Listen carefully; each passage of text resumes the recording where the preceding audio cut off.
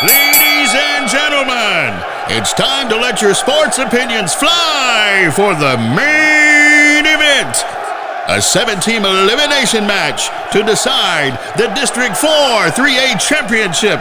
Presented to you live by PilotPointBearcats.com. This 10-week match has been sanctioned by the University of Interscholastic League. Our celebrity referee for the District 4 3A show is none other than the daytime psychology professor, Texas high school football storyteller, North Texas insider, and DFW Inside High School Sports, the most feared member of the Texas high school mafia, the one, the only, small town Digsy, the professor,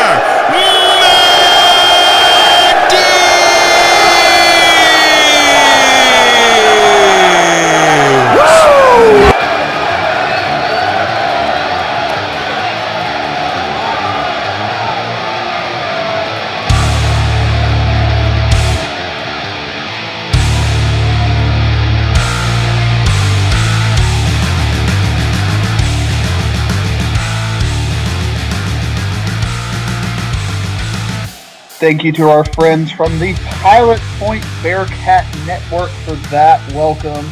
I am the Professor Matt Diggs, and it is time for the District 4 3A report. And last week, we had a District 4 3A report roadshow where I actually got to see two of the teams live, and I was excited to do that. And of course, at the very first game, I got to see the godfather of Parker County, the man who is the most hated person in Whitesboro, the man who knows more about small schools and big schools and has the passion for football, and we are excited to bring him on. He's not doing too well in the DFW varsity pick'em, but you know he's not quite the professor quite yet. But Godfather, Professor, we'll find all that out. And I told him in person, and we'll talk about all of this in the show, because I called out Step for his state rankings, and we talked to Nolan about his preseason rankings, and he is on to defend himself, and I'll just quit going demonstrative, and let's bring him on with some applause. Nolan Ruth. That's please remain seated. Please remain seated. I don't need a standing ovation today. Now, I'm gonna give you the ball to start out with. Do you have any apologies to start out with about your preseason predictions? You just want to go ahead and just apologize right here, or are you gonna double down on anything? I'm going to apologize to the Paradise Panthers. I know I said that they could very well take that fourth spot. I know I said that in the preseason, but after what I saw on Thursday, that is one stellar team right there. Austin Iglesias shined, had a great game against Millsap. He and Landon Holly connected twice for big touchdowns. And then their defense was just clicking. Millsap couldn't do a darn thing. And so I think Paradise is a much better team than I originally thought in the preseason. And then, yes, I would like to go ahead and apologize to Whitesboro. Look, I said what I said before the season even started, and what I've seen from Peaster is just not what I was expecting to see at all. And so, yeah, I think I can confidently say now that I think Whitesboro, it's going to come down to that game and Brock for the district title. I don't think anyone else is up there with them. I know we give you lots of fun heck for your picks and all that, but to be clear, I was wrong on Paradise as well. I thought Paradise, I picked them fourth at the end of the day. But Paradise is way closer to Whitesboro than Peaster is, and even more so than I thought in the first place. Really getting to see Paradise play. I've not seen Peaster play yet, but really seeing Paradise play just highlighted how well coached they are and how good they are on both sides of the ball. Peaster at this point, you've seen them, I haven't. So I don't know what's wrong with Peaster. I mean, Peaster has calibrated to potentially not win a district game. They may go 1-9 for this season. Do you think, how are you feeling as far as this goes? Because it's twofold. We talked about tiers previously. Boyd and Ponder are way better than anybody expected, and Peaster has been struggling. So you put those two things together, and now I think we have a lot of parity at the bottom of the district.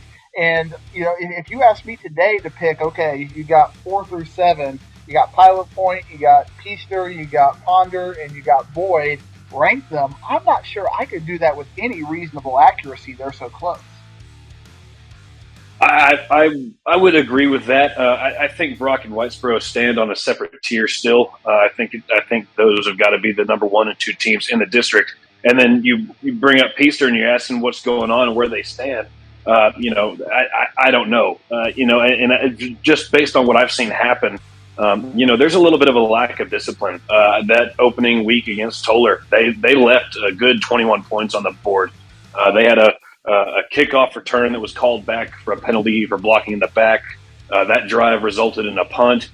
They had an interception when Toller was on their own 5, and that ended up being fumbled away on the 1-yard line. It's mental mistakes, and that was week 1. And then after talking to Gary McElroy a couple more times since then, it's mental mistakes. They end up beating themselves and they shoot themselves in the foot. And for for a program that's in its infancy like Peaster is, they got kind of ballsy with their non-district schedule. And I know at one point they led Jacksboro. They ended up losing that game 41-30.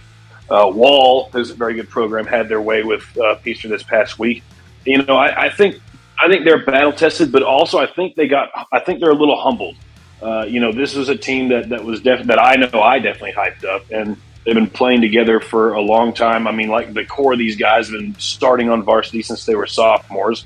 And, I think they got a little cocky. I think they probably thought that they were supposed to be, better, and they got a little too big for their britches, probably. And then you look at what they have. They got a bye this week, and then they follow that up with Brock, and then Whitesboro the next week, and then Paradise the week after that.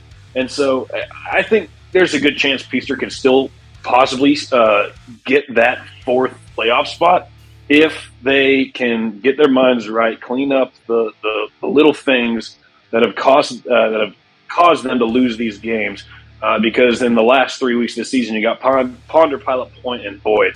And based on what I'm seeing out of Pilot Point, I just don't see how they're even going to make the playoffs. I'm sorry to say that, but if they can get their minds right and just take, they'll be battle tested by the time they play Ponder, and I think that'll really come into play when they play Ponder and when they play Boyd. So I think they can still grab that 4th playoff spot. It's just a matter of getting their heads right. Yeah, and we've talked about this with some of the bigger schools, with Cedar Hill and South Grand Prairie in particular. Having that long losing streak where you're expected to lose every single game can be demotivating. And Brock is kind of having that same issue right now, having, played the first 4 teams. And I think you almost saw that kind of overboil on the post game show. I don't know if you heard the audio, but Brock on the post game show said some very unflattering things about the district. The coach of Brock, Coach Mathis, said some unflattering things about the district. And when you're in a live situation, you lost a game to Gunter the way you did. He said that they're going to stomp the guts out of everybody in the district, and I know that got everybody's dander up, especially after he got mad about a couple of calls here, a couple of calls there. There's just a lot of frustration, and when Brock is 0-4, especially since Brock is not used to that. Peaster at 1-6, will they have that coaching, the core of that coaching staff and that core of that community come together to get them over that hump of likely being 1-6, but still having 3 competitive games? Or are they going to be completely demoralized after that 3-game run where they start out with Whitesboro, Brock, and Paradise, where they're going to be underdogs? Knowing what you know about Peaster, do you think it's going to kind of fall toward more of the Cedar Hill where it might demoralize them, or do you think it's going to kind of go more toward the Brock side where it's going to make them mad and get them motivated for those last 3 games? Well, I think they're already mad enough, and they've got a week to prepare, an extra week to prepare before the gauntlet of the district starting that they have. I think they're already mad, and I think that we're going to know more when they actually play Brock in 2 weeks, because these are 2 communities that are trying to really build a rivalry with each other. They're not that far apart, Their basketball teams they're always a good game. Matter of fact, they had to play a regular season game at Alito last year because there were so many people expected to be there. We'll know more when they play Brock. I think if they come out and maybe Brock doesn't have their way with them as much as they did last year, but Peaster puts up a good fight, even if it's just for a half. I think we'll have our answer there, and I think that they'll just be frustrated. I think they'll get a little mad. I think they'll start playing with a little bit more of a chip on their shoulder. I know this is not a team that quits. That's been seen for the past 2 years. They were down last year at one point. It looked like they might not make the playoffs, and then they end up beating, I think it was Paradise in overtime, and that got them into the playoffs and before ultimately falling to Jim Ned. This is a team that doesn't quit, and it's a core guys that doesn't quit. I don't think they're going to get so demoralized to where they just completely drop off the map in this district. I think a lot of these games are going to end up being pretty close. The ones I really don't are Brock and Whitesboro, but and probably Paradise. But I think Ponder and Boyd, I think those might be some close games. It's really going to be a battle for that fourth spot. Yeah, and I'm going to challenge you a little bit. I'm not saying you're wrong by any means, but I just feel like I at least want to make this point, and you can just go, nice point, Diggsy, but I don't care. I look at last season. I pulled up their schedule right here, and they went 7-1 to get started out with. Their only loss in that run was to Pilot Point. And then they had those 3 really bad losses we talked about in our preseason opener, where they lost 80-7 to Brock, 52-9 to Whitesboro, and 49-12 to Jim Ned. Now you've got their only win is against Castleberry, which that's a team that has struggled this year. So if you go back to that point and then you assume that Brock, Whitesboro, I know you might call Paradise a 50-50 kind of a game. With what I saw and what I've seen in the calibrations, if this year it's not a 50-50 game, that would mean that they will have lost 9 of their last 10 at that point, going back to the 3 really bad losses in last year, because almost everybody is back, at least the skill kids for Peaster. That's got to have some kind of psychological, you have to, that many losses in a row, 9 out of 10. I don't know if Peaster can come back from that. I mean, that's not to say they don't have great coaches and they can play psychology, but you got to admit, as somebody from Alito who hasn't seen 9 losses in 10 years, 9 losses out of 10 games, that's something that is troublesome psychologically. No, you make an excellent point, and I want to reiterate, I don't think the Paradise game is going to be a 50-50 game. I really don't. I think that Peaster's got three weeks coming up that are probably going to be 3 more losses. I'd like to see an upset pulled, but I just don't see it happening right now as it stands.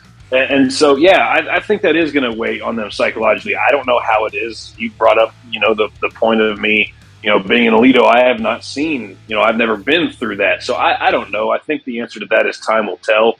I do know that these guys do have strong resolve, though, and I'm hoping that they can just bounce back and they'll just get, they'll just play more passionate with a little bit of a chip on their shoulder. Just knowing the character of these guys, that's what I believe is going to happen. But I think, the answer is time will tell. Yeah. Time will tell, because there's so much. I mean, we're talking about these 3A schools.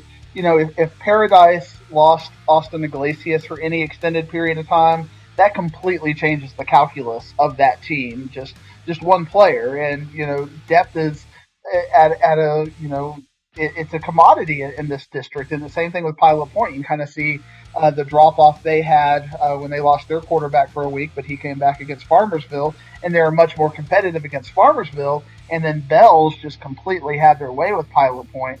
So depth in all 4 of those teams, Boyd, Ponder, Pilot Point, and Peaster, I think are really going to be important. And one thing I've told some people with Whitesboro, and some people have asked me, and even in Brock, everybody's asking me about Ponder. And Ponder, I've seen these kinds of teams in big schools that can score 60 or 70 points a game, but I've always believed that doesn't travel well. What I mean by that doesn't travel well is that you have any game in this district, they might be able to put up 40 or 50 points, but they're going to be giving up 60 or 70 every single week as well. So to that end, they might be the 4th best team in this district, but they might lose to the 7th place team in this district because they have a turnover or 2, and all of a sudden, they can't stop anybody, and they lose to Boyd hypothetically 70-60 because they had 2 or 3 turnovers and they just couldn't catch up. So Ponder to me can play with any of those teams, but they can lose to any of those teams. Whereas Boyd, I look at them and what they do because they have more of a run-based offense that travels better than what Ponder does because they've got defense, they've got a good ground game. What are your thoughts on Ponder? To me, they've been the biggest surprise in this district. Are they a surprise for you? Do you think that kind of offensive firepower with Clifton Cooper, who can throw the ball for 500 yards in any given day, that they could even threaten one of the top 3? Or do you think, it's more on the bottom side, but they're going to have crazy games every single week? I definitely think the latter. I think that they're probably going to have crazy games every single week. I mean, you look at the games they've played. The last 3 especially. 64-54 lost to Godly. 56-51 win over Crum. 70-57 over Fort Worth Dunbar. It's exactly what you said. It's going to be, it's going to be who makes one less turnover than the other team. Who has the ball last. Did you win the coin toss? Did you elect to kick or receive? It's going to be little things like that are going to make the difference, and especially when you're not making the stops that you need to get over the hump is what I'm trying to say here. They got Paradise coming up this week, and they're going to be the underdogs, and I can clearly see why. Because Paradise's defense is just going to need to make. It comes down to just making one more stop than the other team. And, with Paradise this week, I don't think Ponder is going to be able to do that. Maybe they will, but I think that the Paradise defense is going to make a stop when they need to. And I don't think Ponder puts up as much points as they have in the past 3 or 4 weeks. Pilot Point, I see that game kind of really going towards Ponder. I think Ponder will win that game pretty well. The Boyd game intrigues me because of what you brought up with the run-based offense that they have up there in Wise County. I think that's going to be a really, really interesting game to see because styles make fights, and that's going to be a fun one. And then they follow that up with Peaster the next week, and it's in those 3 weeks right there that those teams play each other, and that's probably when we're going to find out who gets this 4th playoff spot. It could very well be Ponder just because of the high flying offense they have and just their ability to put up points. I know that'll be really, really good whenever they play Peaster. An offense that's really struggled to get things going over the past 4 weeks. So I see Ponder as probably one of the favorites. It's probably the favorite to get the 4th spot. It comes down to the Boyd game, in my opinion, and just how those different styles match up. Yeah, Boyd really reminds me of a Cooper Rush-led Dallas Cowboys team. Braden McIntyre, he doesn't make mistakes, but he's also not going to go out and throw an 80-yard dime, and he might do that this week now that I've called him out on it. But, he's not that style. He's a game manager, and he plays fantastic. He's not going to lose the game for Boyd, and then they just run the ball, and they're so good on both sides of the ball. Like you said, styles make fights, and that's really going to be a fantastic one as far as that goes. I think almost the debate now becomes Paradise versus Whitesboro. Where do you see that 2 versus 3? Do you think Paradise has enough to beat a team like Whitesboro? From what I saw, I saw Whitesboro with my eyes last year versus Paradise with my eyes this year, and I kind of know what they both have coming back. Whitesboro is bigger for me, offensive and defensive lines. But I think, and I think their skill players are a little bit more equivalent. But I think Paradise plays a little more disciplined. Whitesboro kind of plays with their food a little bit and lets teams stick around a little bit longer. They haven't developed that killer instinct. But when it matters, like in that game against Bells, they had the timely onside kick and the late drive. So Whitesboro, I think, has a higher ceiling, but Paradise plays more consistently. So I would probably trend towards Whitesboro right now. Just if we got Whitesboro's best game and Paradise's best game, I like Whitesboro's best game. But Whitesboro is more prone to make mistakes. That's just my personal take. What do you got with Paradise and Whitesboro? Because I know Peaster was your team, but would you now interchange that with Paradise as far as being a true threat for that number 2 spot. No doubt about it. I think Paradise has taken that spot for sure. I think it's going to be. I think 1, 2, 3 is going to be Brock, Whitesboro, Paradise. I agree with you. I think Whitesboro ultimately is. I like them. Their win over or their best game over Paradise's best game. But you did bring up a great point in being able to in making mistakes, and Paradise is really, really good at capitalizing on those mistakes. So Whitesboro will have to go into that game really, really disciplined. I mean, they're going to have to play lockdown. Those running backs cannot fumble. They cannot throw an interception. They can't, make a dumb defensive penalty on 3rd and 10, and you give them an automatic first down. I mean, you have to play clean, sound football to win that game, because Paradise will make you pay for your mistakes.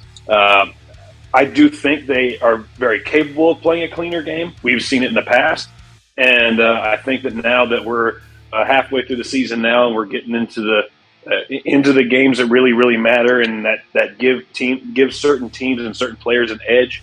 I do think Whitesboro will be a much better team come October 28th when they host Paradise, and that to me that's what gives them the win. And I'll just give you the microphone. I won't even go on a rant before I say anything about it, and I'll just follow up with your thoughts. Overall, how do you feel about Brock being 0-4 going into district? Just generally, what do you think about them?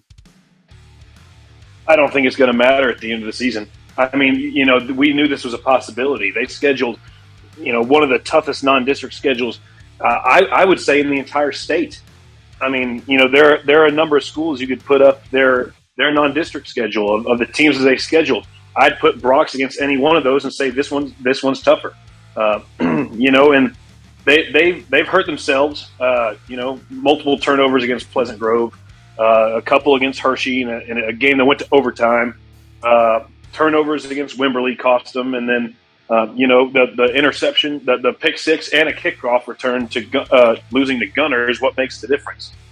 So they haven't been playing the cleanest football for sure.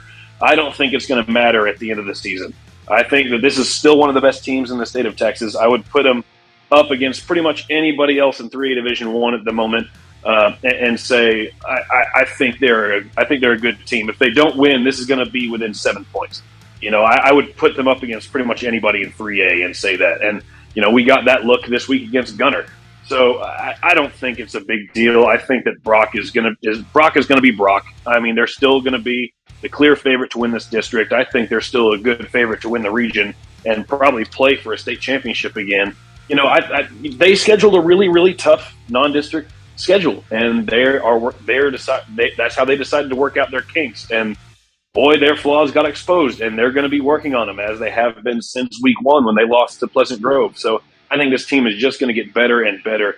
And I'm not going to reiterate anything that Billy Mathis said in his post-game interview about the district or anything, but I definitely know that they're frustrated, and an angry Brock team is not one I would want to take the field against. Well, I agree with that completely. I think Brock is by far 2 scores better than Paradise and Whitesboro, and name their score against any other team.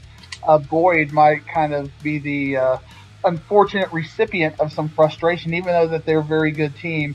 I will personally, if we see a 70-0 kind of score or 70-7 or something similar, I will completely discount that in score calibration, just because I feel like Brock has to work some things out. And if it's Boyd and they're just that much better than Boyd, and they can shut them down, and that defensive line from Brock, which is an amazing unit. I mean, what they did against Gunter was next level, just slowing them down and stopping them at the point of attack. And somebody sent me a message, and I haven't fact-checked this yet, but 10 of the 11 starters for Brock's defense are juniors and sophomores, so all of them are coming back next year. It really speaks well for Brock, if that is in fact true, which sounds pretty true.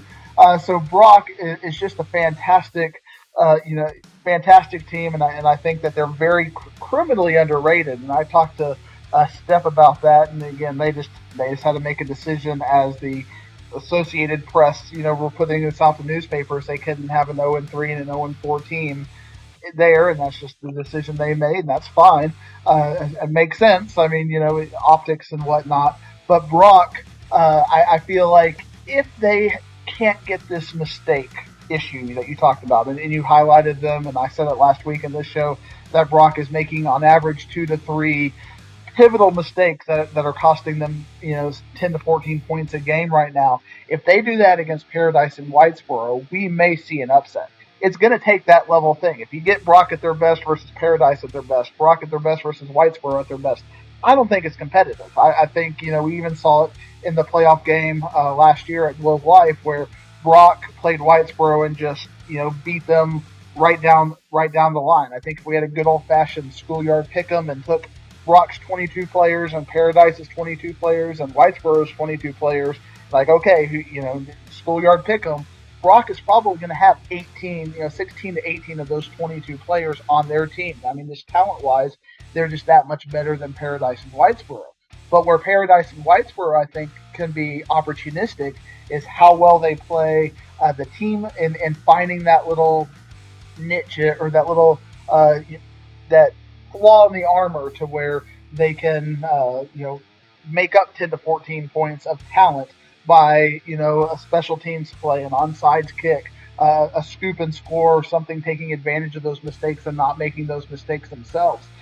Brock's really got to clean that up, and so far, history has kind of shown, and even saw that with Lorena, and even back in the Mount Vernon game.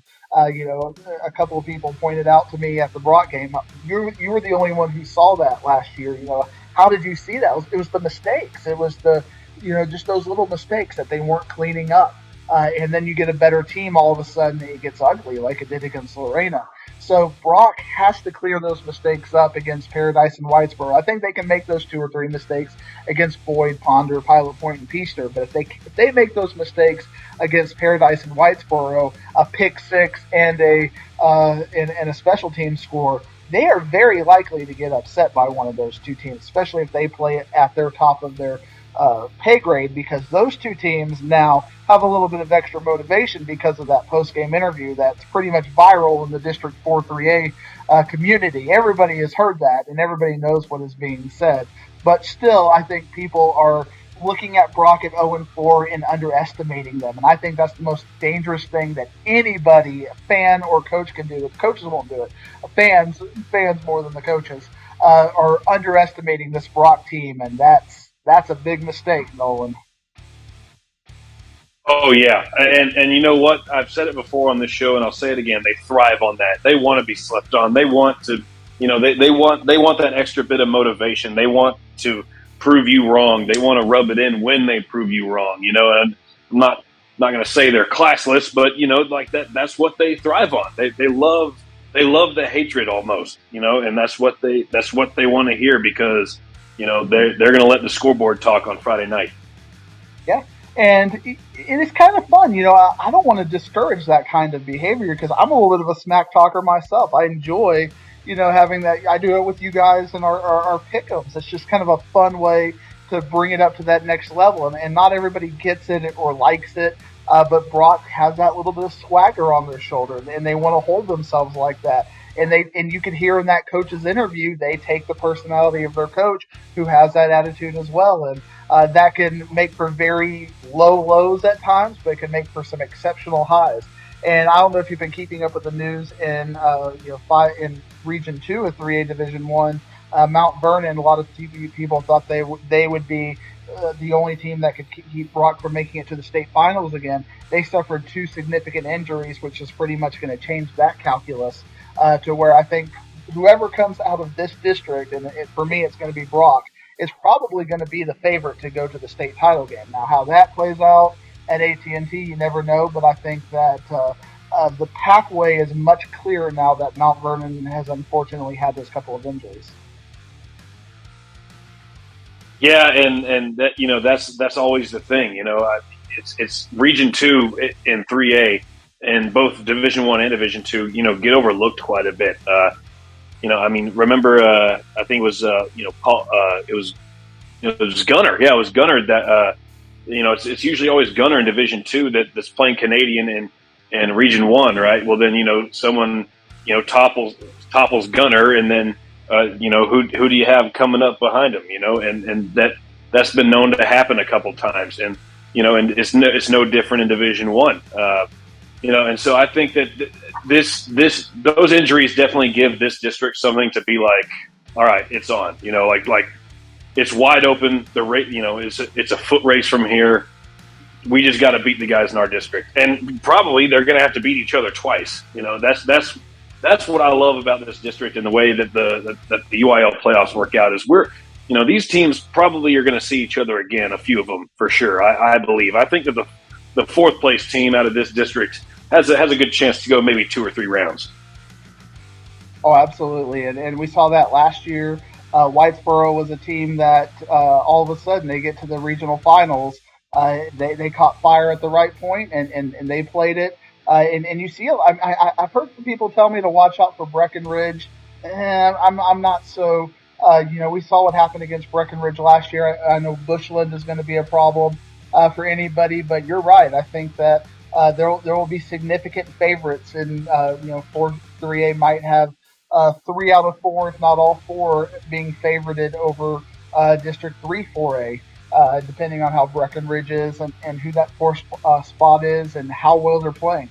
If it's a team like Ponder, who can play up or play down to anybody, Ponder would be a very dangerous team for a team like Breckenridge as well to play. So, Nolan, thank you for joining us and giving us your insight as always, your District 4-3A analysis, your Parker County analysis, your small school analysis is always very good, very reasoned. Because you have an analytical mind, you watch the games, you've seen the teams, and I think Whitesboro, maybe you can drive through Whitesboro now if you're heading for a little bit of a late night dinner or something. I know you got family up there. I think you can be welcomed back. They'll accept your mea culpa and say, you didn't know what you didn't know, and I didn't know what I didn't know at Paradise. So I need that same grace from our friends in Paradise because. They are a fantastic team, and they're going to be a team to be reckoned with. Three deep now in District 4-3A, I think, have a really good chance of making extended playoff runs where we might see multiple rematches in the playoffs. So thank you for coming on. Do you have any final words before we let you go off into the Aubrey sunset? Well, you just brought it up. Yeah, I'm no longer in Parker County. I'm in Aubrey now, which Pilot Point fans are probably not going to be too happy with, but I'm just a few miles south of our friends in Pilot Point, and I sure hope I'm welcome in Whitesboro now because that's where my brother lives. So I better be able to, I better be able to show my face there. So if there's anything else I can do, just let me know, Whitesboro Bearcats. I'll show you some love. He's doing SB Live stuff. He's still the godfather of Parker County. Nolan Ruth at Real Nolan Ruth. Thank you for coming on the District 4-3A report. Hey, it's always a pleasure. The first week before district start is always a good chance to look back and reflect on what we thought would happen, what might actually happen. So I appreciate Nolan coming on to give us that insight and for us to look ahead at what we think is going to happen for the rest of the district. But every week we will be here actually analyzing what does happen. We can think all we want about what this or that or the other, but what matters is on the field. And let's talk about what happened on the field last week. And we'll start out with the Thursday game, which I was at, and some big breaking news. I'm very excited about this. You probably remember, if you're an ardent listener to the District 4-3A report, that I have shown frustration at not being able to get information about Paradise. Well, the District 4-3A report gets out there, and it has answered the call. So we have full statistics and should have full statistics for Paradise for the rest of the year. So thank you to those who made that happen. I appreciate it and look forward to getting to analyze the statistics. I have so many statistics here, I don't even know what to do with all of them. I got defensive statistics, all kinds of crazy things. I guess you should be careful what you ask for. But I got to see the Paradise and Millsap game with my own eyes, and I got to see just how completely dominant Paradise was. I mean, starting out, Austin Iglesias had a 67-yard run, and he just had a little bit of space. That offensive line opened it up, and once he hit that edge, he planted his foot and he was gone. And then Will Johnson had a 6-yard run right after that. And then all of a sudden you're throwing the ball now, and Landon Hawley is doing great things. and before you know it, that game is 21-0. Millsap gets a touchdown, and then Hawley again with another touchdown, a defensive fumble recovery for a touchdown.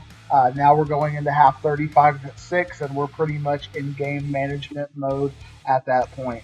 Austin Iglesias had 8 runs for 124 yards. Will Johnson had 7 runs for 60 yards, 50 yards, and then you kind of saw some of the backups as game management. Leo Hernandez and Aiden Winters got in there, had 58 yards and 66 yards respectively. Austin Iglesias did not need to do it through the air, but he was able to throw for 167 yards. His big target, Landon Hawley, what can you say about that guy? Had 5 receptions for a little over 130 yards. So just a fantastic day for Paradise. Got to see them live. They are just as good as advertised, if not a little bit more. Wall against Peaster, a little bit more of a mixed bag with Wall beating Peaster. We talked about in our preview segment that the very real reality that Peaster will go to 1-6, and Peaster certainly did not do themselves any favors with this game. Gunnar McElroy had a good game, 14 of 25 for 118 yards. He did not throw a touchdown. He did throw an interception. Running the ball is what they were unable to do against the Wall Hawk defense. Gunnar McElroy only rushed the ball 11 times for 28 yards. Pramar Gilbert only rushed the ball 8 times for 60 yards. 22 carries for 95 yards, and that was pretty much the difference, as Wall was able to run 62 times for 372 yards. For me in this district, if you are giving up nearly 6 to 7 yards a run against teams like Brock and Whitesboro and Paradise, it's going to be a long road for Peaster. So Peaster's going to have to fix some things.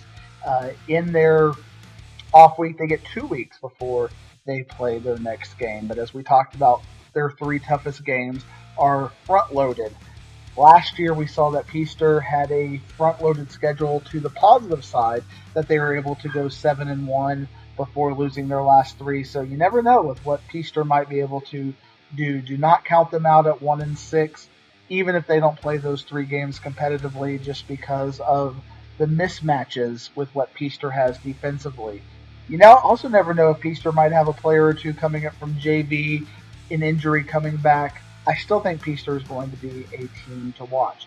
Another team to watch is those Boyd Yellow Jackets. Again, you only really need to talk about 2 players when you talk about Boyd. Braden McIntyre, their quarterback, the talented baseball player. He went 11 for 24, 163 yards with a touchdown. Rushing the ball, Gavin Rosado rushed the ball 23 times for 102 yards. They pretty much took care of the City View. That game was 28-14 at halftime. A late field goal to give us the total of 31-14. Boyd will have quite the task this week, as we're going to talk about when we talk about how things go in the first week of district. They will play Brock.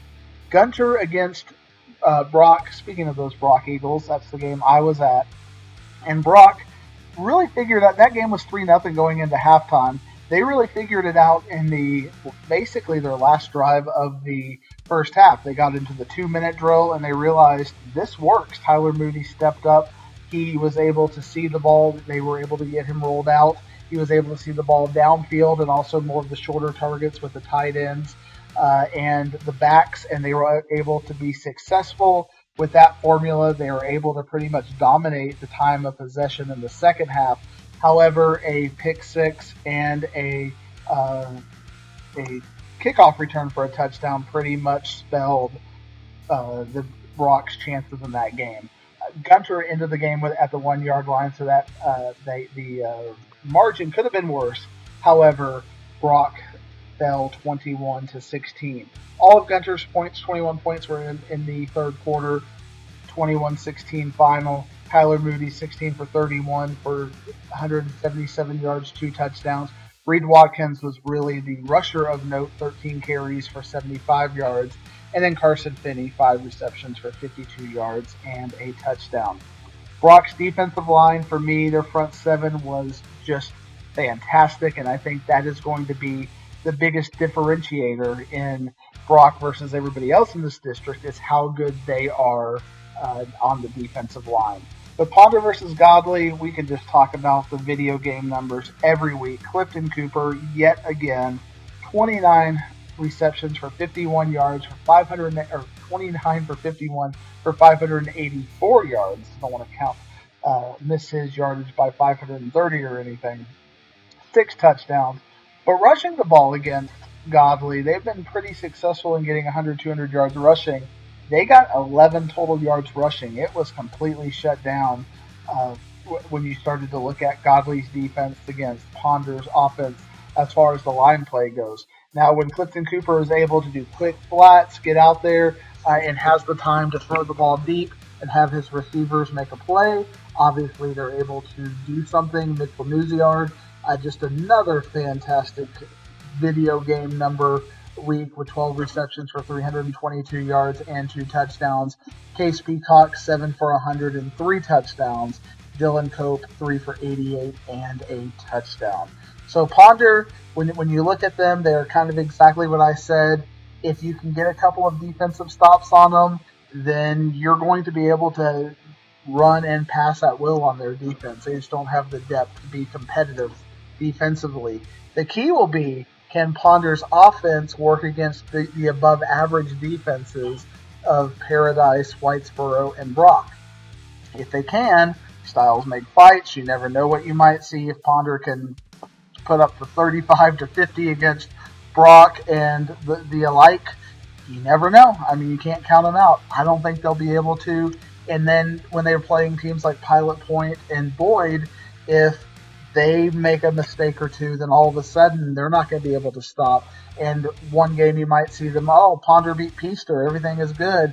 And then Ponder loses to Boyd, yet Boyd beats Peaster. You might see these kind of triangulation games where 3 teams beat each other. And we might even have a 3-way tie for the 4th spot in this district. So it's going to be fun to watch.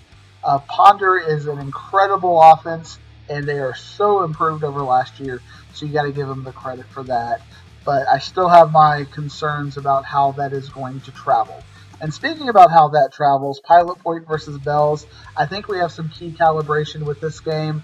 Pilot Point, just on the infrastructure, the offensive and defensive lines, I just don't think that they're going to have enough to be consistently competitive against the big dogs in the district, the 1 to 3. I think they're going to be closer to that second tier, the 4 to 7.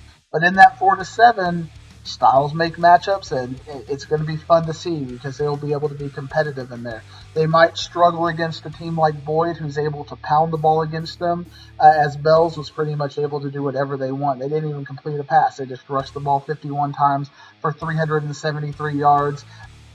When you do that, you don't have to have a passing game.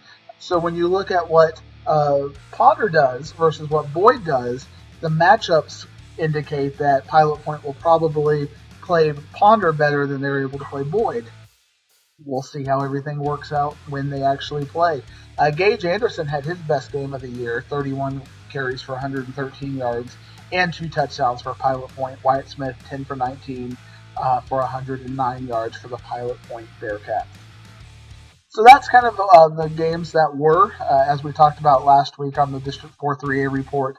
Sulphur versus Whitesboro was canceled because of the death of the coach at Sulphur. So sad that they didn't get that extra week, but from all accounts, they needed that week to heal up, and they were able to do that. It was kind of like their bye week. They'll get 2 bye weeks. So Peaster has the bye week this week. Technically, Whitesboro had a bye week. They'll get another bye week, but they kind of had the bye week this week. And that kind of leads us to where things will be going in the first week of district play. 3 incredible games, and 3 games that are probably not going to be much debate about who is going to win. You can get your points pretty well. Paradise against Ponder. I think you take Paradise big on this one. For me, it's going to be how close it is that is important more so than the winner of this. Because if Ponder plays this game and Paradise wins like 70 to 45 or 70 to 42, something similar to that, that's going to let me know that Ponder has the ability to score points on the big dogs, and that might give them the edge for that 4th spot. If this is a game like 70 to 3 and Paradise is able to shut down the Ponder offense, then I think that very much puts worry in my head about Ponder's ability to be successful consistently in those in those 3 games at the bottom of the district that will determine that 4th playoff spot. Whitesboro against Pilot Point. I think Whitesboro is going to have a field day with Pilot Point. Whitesboro having 2 weeks to prepare. They're going to be healthier. We saw what Grayson Ledbetter was able to do in his first game back. Pilot Point doesn't seem to handle the run very well. I think Whitesboro will beat Pilot Point bigger than if it gets into game management as far as that goes. But Whitesboro played Bells and beat Bells. Bells beat Pilot Point by 30 plus. I think Whitesboro will be able to name their score against Pilot Point, probably beating them by 5 scores as well. And finally, Boyd versus Brock. That's going to be one of those games. I think it's going to be fascinating because Boyd is much better than a lot of people think. If they can suck the clock down and able to get 3 or 4 yards a run, then they might be able to be competitive and keep it close against Brock. But if Brock's defensive line is able to shut down the Boyd running game, and then McIntyre is forced to press, then that game could get ugly. And I think that with all of the stress and all of the drama that has happened with Brock, they need a big game. I think Brock will win by 50 plus points against Boyd, and I think they will make their statement. If this game is much closer than 50 points, I think you're going to have to look at what Brock has done and be very concerned. And I know it's kind of crazy talk. Some of you are going to be like, well, 50-point margins and things like that. But again, it's all about the matchups, the defensive line versus the offensive line. If Gunter had a hard time running the ball against Boyd, and Gunter is a 3A Division I number 1 in the state, or 3A Division II number 1 team in the state. Boyd is not going to be able to have a better rushing job against Brock than Gunter did. So to me, it just speaks that it's going to be a lot of 3 and outs, a lot of poor field position. Brock is just going to capitalize on it. Again, I expect that game. It could be 49-0 at halftime, and then game management kicks in, and maybe it ends up being 56-14, 14-7 against the second team. But I think Brock has a lot of frustration that they're going to work out, and I think Boyd will be the unfortunate recipient of that catharsis. So thank you for tuning in to another District 4 3A report. I am your Professor Matt Diggs, and next week we will break down. Things will be shorter next week. We have no more preview shows. We have no more looking at all the other regions. We're just going to look at what was and what will be. And there's only 3 games a week to look at and 3 games to preview. So we will do that next week. So I hope you enjoyed probably the last supersized episode of the District 4 3A report.